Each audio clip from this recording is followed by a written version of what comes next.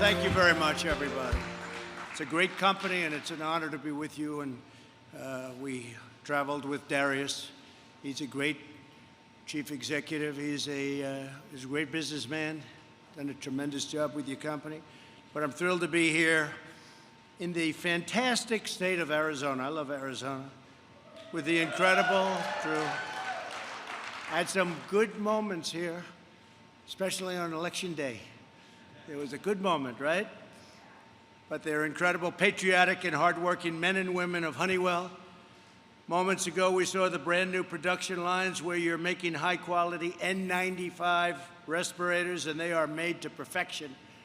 There's no bad masks, like various countries have been sent some very bad masks from other places. There's nothing like that at Honeywell. Respirators are there to protect our heroic doctors and nurses as they fight the unseen enemy. More than 150 Honeywell employees are working around the clock, 3 shifts a day, 6 days a week. You are the greatest industrial, and think of this, what you've done. You're part of this incredible industrial mobilization, the biggest since World War II. Hard to believe for an invisible enemy. But it's a vicious enemy, smart enemy. Like generations of patriots before you, the workers of this factory are pouring their heart and their soul and their blood into defending our nation and keeping our people healthy and safe. You make America proud. You really do, and I want to thank you very much. That's why I'm here. I want to thank also the entire leadership team at Honeywell, including Darius, who's, again, fantastic man, Ann Madden, Mike Matson, John Waldron, Jim Carroll, Brian Ruddick, William Lang, Tony Stallings, and Romina Cannonshaw. In normal times, it would take 9 months to stand up one facility like this. But Honeywell has built this in less than 5 weeks, creating 500 new jobs in Arizona and another 500 jobs in Rhode Island. Together, these new factories will soon produce more than 20 million N95 respirators every single month, a truly miraculous achievement. We're grateful to be joined by Secretary of Labor Gene Scalia and Governor Doug Ducey. What a fantastic governor he is. Where is Doug? Where is Doug? Thank you, Doug. You're doing a fantastic job. And he already won his election by like 17 points, so I don't have to praise him too much. But I will say that he has been a fantastic governor, and you people recognize it. That's why he had what they say is a walk. It's very good. We're proud of you, Doug. And anything we can do, you're going to call me. We don't have to worry about that. He calls me plenty. He calls me plenty because he's doing his job. But I want to thank you both, and Gene, the job you're doing is fantastic. Thank you both very much. We appreciate it. Thank you, Gene. And I also want to express my appreciation to Senator Martha McSally. Fantastic person. Fantastic person. She's fighting to uncover the full truth about the China situation and how the World Health Organization handled the outbreak and what happened. There must be transparency and accountability. Martha's also somebody that is bringing tremendous amounts of dollars back to her state that she loves so much, the state of Arizona. And I know the governor appreciates it very much, Martha. And I appreciate it very much, too. You're doing a fantastic job, and good luck. Good luck. Thank you as well to Betty and Jorge Rivas at Sammy's Mexican Grill in Catalina. Where are they? They're around here someplace. They're great. Where is the bike? Come on up here. Come on up here. Come on. Say a couple of words. Say, these people, you know, I saw them on television. I saw them on television. They were being devastated by what happened. And I put out a simple tweet saying what wonderful people they are, and they became very rich. They had lines that went around the block. Say a few words, please. Come on. There's a mic right over here. I can't believe I have to socially distance myself from these two people. They're probably the ones that want it from me. Please say a few words. Mr. President, we thank you very much. I think you're doing a great job. Thank you. I think we represent a lot of the Latino community that is very proud of the job that you're doing. And I think most of us, all of us, all the Latinos are going to vote for you because we think you're doing, like I said, a very good job. And I thank you for all the support that you're giving us. And my wife and I are very happy. And what else can I say? Thank you. I really appreciate it. That's beautiful. Go ahead. Oh, that's nice. Would you like to say it? Go ahead, please. Yeah, you can pull that down. Muchas gracias, señor presidente. Estoy muy contenta y feliz. Y de parte de muchos latinos que nosotros conocemos, sé que su voto va a ir por usted. Latinos love Trump. Ah, that's Yes. great people. Thank you very much. Thank you. We'll see you. That's fantastic. So today, they took care of 150 healthcare workers at Devon Gables Assisted Living Facility in Tucson, and they've been helping a lot of the people here get some good food, and they're sending Donald Trump the bill. I can't write it off to the government because they wouldn't like that, but we're paying for it, so make sure you get me that bill. But we have, they are just two terrific people. Again, I saw them on television, and they were having a rough time, and now they're doing great. Everybody knows who they are, and they have lines of people wanting to get in. Food is supposed to be fantastic. To defeat the virus, we are harnessing the unrivaled power of American industry. We're using the Defense Production Act to manufacture over 100,000 additional ventilators. On top of our fast-growing national supply, we've mobilized our country. Ventilators are very hard to make, very complex, big, very expensive. And we are now at a point where everybody in this country that's needed a ventilator, right, Doug, has gotten it, especially here in Arizona, everywhere. And Doug's had some extra ones, and he sent them to other places where they needed some help. But we have gotten ventilators to everybody, and now we're actually helping other nations, and we're using them for stockpiles in case this horror show ever happens again. But not a single American who's needed it. I mean, I'm so proud of that. Because when we started with, I use the expression, the cupboards were bare. That means ventilators, and it means a lot of other things.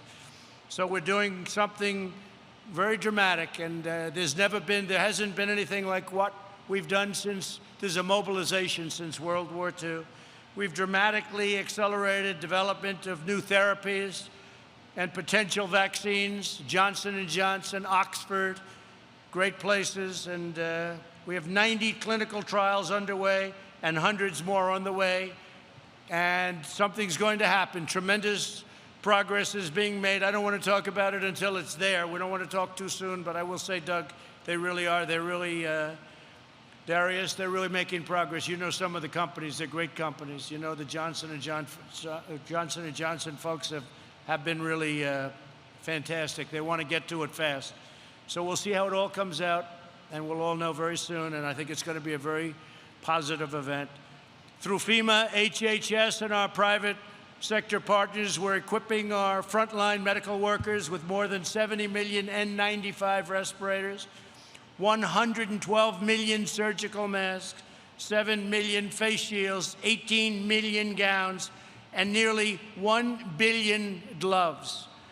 Today, we hear from a few of Honeywell's extraordinary workers who are leading the charge to equip our healthcare heroes and marshal our manufacturing might. That's what it is. It's a manufacturing might that we haven't seen for a long time. Bruno Aguinaga worked at another company for 22 years, but he jumped at the chance to support America and America's war against the virus right here at Honeywell. He's wanted to work at Honeywell always, and he had his chance. Now he is a first shift team leader. Bruno, please come up and say a few words. Bruno?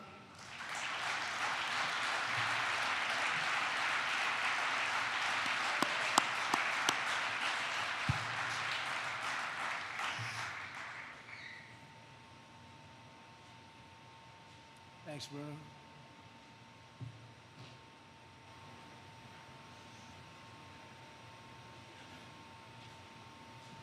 First off, we want to say thank you, Mr. President, from the Aguinaga family. Good. Folks, so I'm here today to just kind of let you know a little bit of my background and the company that I left to support the N95 mask and the fight against COVID-19 with Honeywell. I was employed with Boeing for 22 years out in California, relocated out here in Arizona. Got a little chance to work with the folks out in Boeing Mesa on the Apache helicopter as well.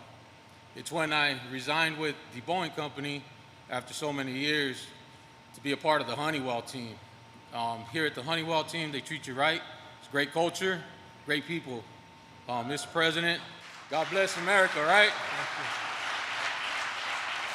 Thank you. Thank you, Bruno. Great job. Thank you, Bruno. Appreciate it. Thank you very much, Bruno. And the next time I'm here, I think we'll shake hands and we'll hug each other with the job he's doing. Okay, Bruno? Thank you very much. Ursula Warner is a proud Air Force veteran who courageously served her nation in Afghanistan and all around the world. Now she is continuing her legacy of service right here in Phoenix. Ursula, please come up and tell us how you chose Honeywell and why did you do that?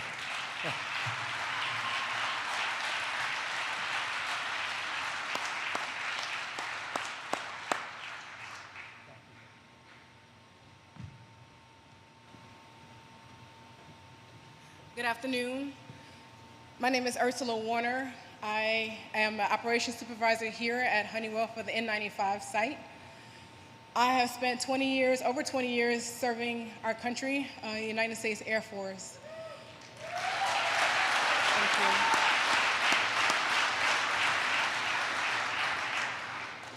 you. Of those 20 years, I spent 15 years in leadership and management positions. Like the President said, served a tour in Afghanistan and a couple of tours in Iraq, and was highlighted by the United States Department of Army and Air Force for that. I just retired this past March, and I actually had a different plan, but after my retirement ceremony and I saw that the N95 site was standing up and what the purpose of it was for the first responders and our medical personnel on the front lines, I decided I wanted to be a part of that, a part of something bigger, to continue to serve this country in a different facet. I'd just like to thank the leadership and also Honeywell for the opportunity to provide different jobs and things like that for the people in Phoenix, and also me specifically, the opportunity to continue to serve my country in a bigger aspect. Thank you.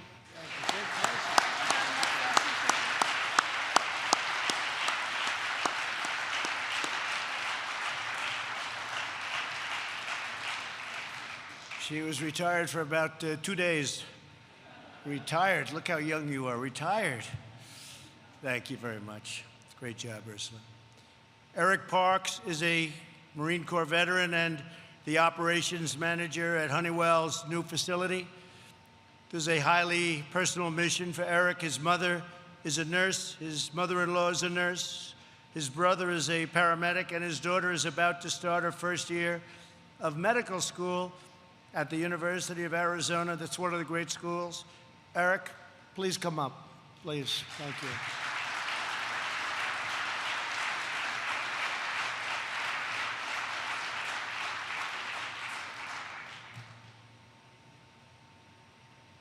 Thank you, Eric.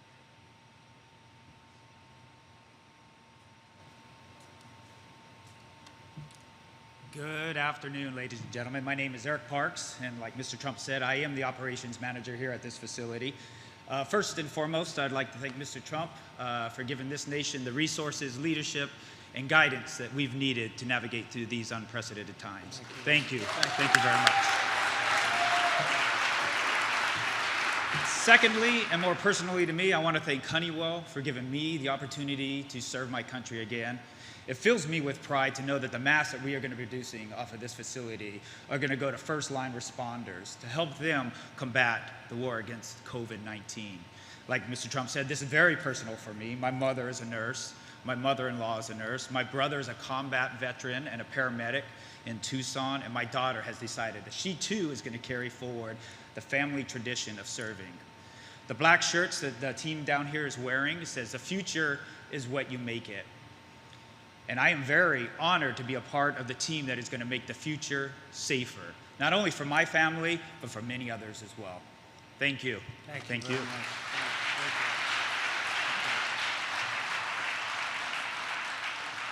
Thank you.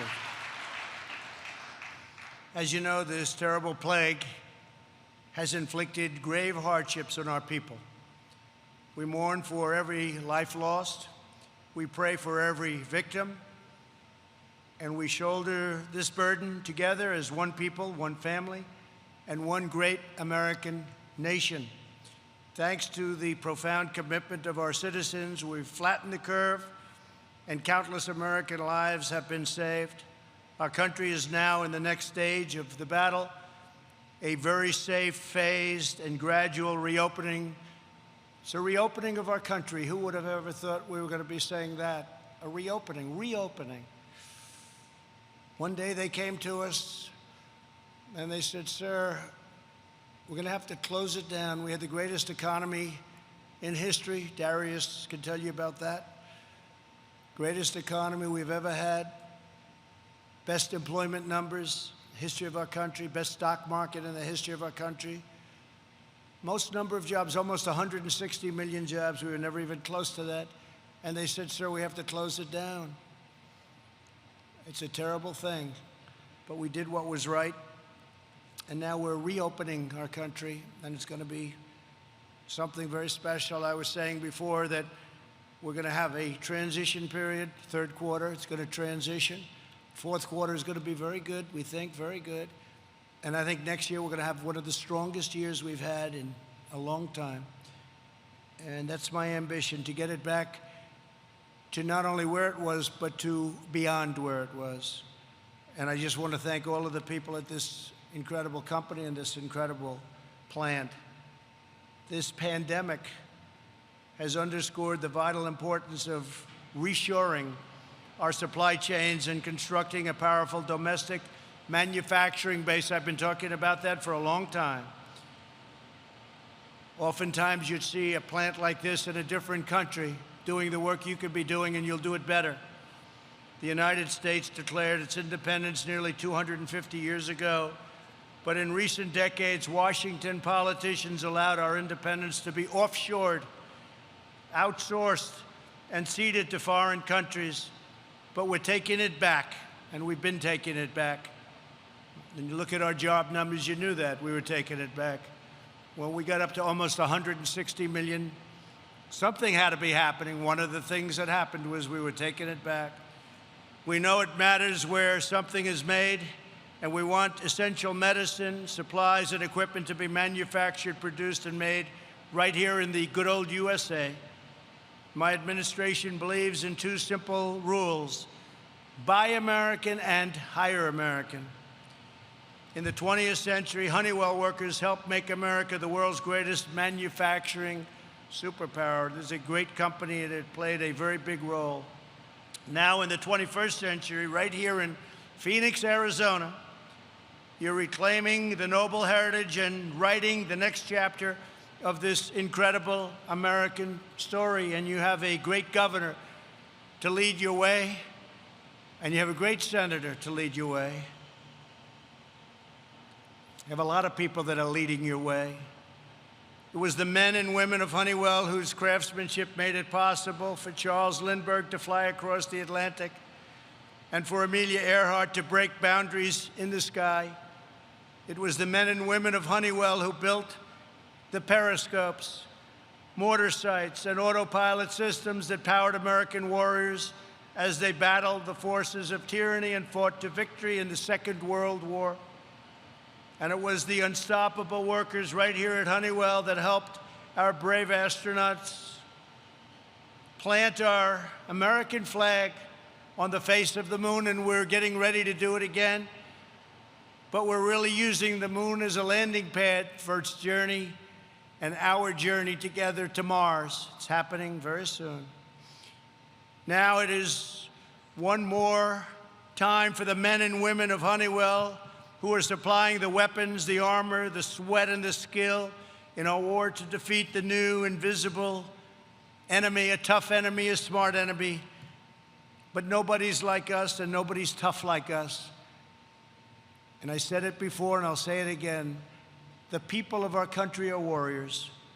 With your help, we will vanquish the virus and build a future of greatness and glory. With American heart, American hands, American pride, and American soul. Thank you very much for the incredible job you do. Thank you to Honeywell, to our senator, to our governor. Thank you so much for the incredible job you do. And thank you to the people of Arizona. We will never forget. Thank you very much. Thank you.